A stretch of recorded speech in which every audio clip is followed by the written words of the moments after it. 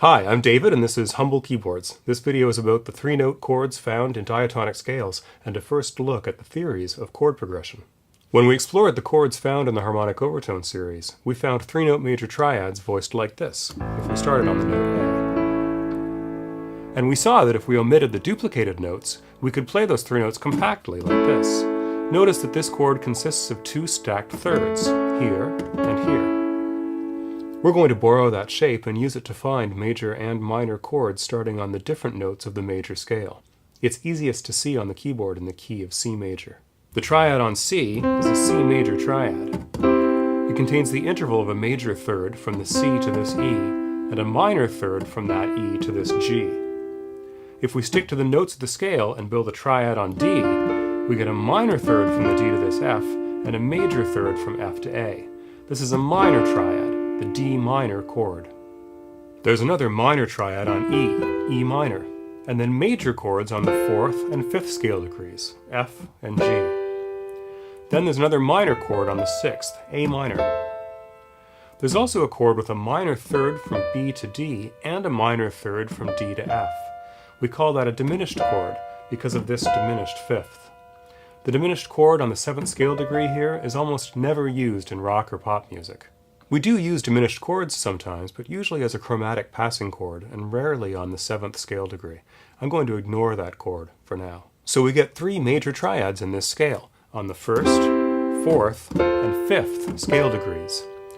These are the pivotal chords of the key, and we call them the 1, 4, and 5 chords, spelled using capital Roman numerals because they're major chords. Notice that the 5 chord is built on the note an interval of a fifth above the tonic chord, and the 4 chord is a fifth below. The 5 chord is often called the dominant chord because it tends to control chord progressions by resolving to the 1 chord. The 4 chord is called the subdominant because it also strongly leads back to the 1 chord but is a fifth below the tonic instead of above it. Why do these dominant and subdominant chords lead back to the 1 chord? There are two main reasons. The first is about root movement. When we move the root note from our home, 1, the tonic, to the note a fifth above or below,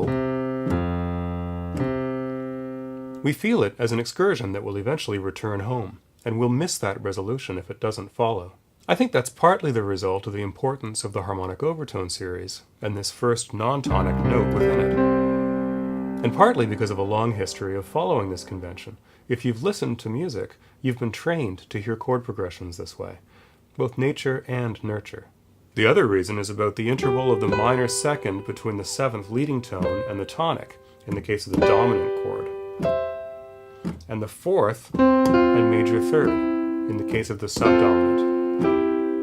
Each of those notes in modern practice is understood as another departure from the home chord that wants to resolve back to it. Lots of songs are harmonized using only the 1, 4, and 5 chords. The blues, many country music classics, and early rock and roll songs all rely on chord progressions that move away from the 1 to 4 or 5 and then back again. If a song uses only 3 chords, it's often those 3. The chords on 6 and 3, spelled using lowercase Roman numerals because they're minor chords, have root notes a third away from the tonic. They're usually thought of as a sideways move away from the tonic chord at 1, as a temporary substitution for it, but playing a similar role in the chord progression. Notice that these chords contain 2 of the 3 notes of the 1 chord anyway. It's common practice to move to the 5 chord, implying a return to the 1 chord, and then resolve to the 6 instead, in a bit of musical sleight of hand or misdirection. The famous 4 chord progression moves from 1 to 5, suggesting a return to 1, but then resolves to 6 instead. Then, it creates and resolves subdominant tension by moving to 4 before settling back to 1.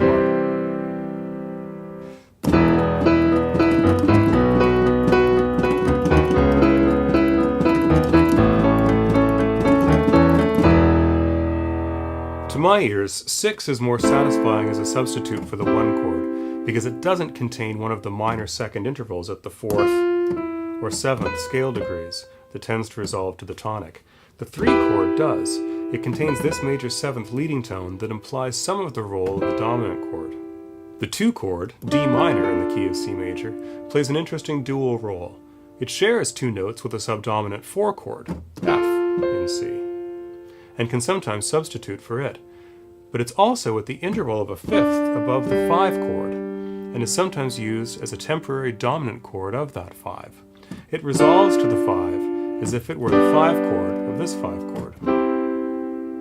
Another famous chord progression, 1, 6, 2, 5, uses 2 in that role.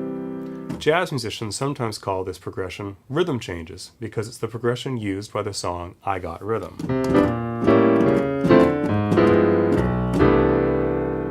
That's common practice, by the way, to use a chord a fifth above some other chord as a temporary dominant chord that resolves to that target chord. When you see a chord in a progression that contains notes that aren't in the key of that song, it's often the 5 chord borrowed from the key of the chord that it resolves to. For example, in C major, we might use an E major chord, which doesn't occur in C major, as the dominant chord of A minor. In minor keys, we still spell minor chords with lowercase Roman numerals and major chords in uppercase. Notice that the relative minor key from C major, A minor, uses all the same notes and therefore has the same major chords, C, F, and G. But in A minor, C is the 3 chord, F is the 6 chord, and G is a major triad on the minor 7th scale degree, 7. Thanks for watching. Please like and share this video and subscribe to see more.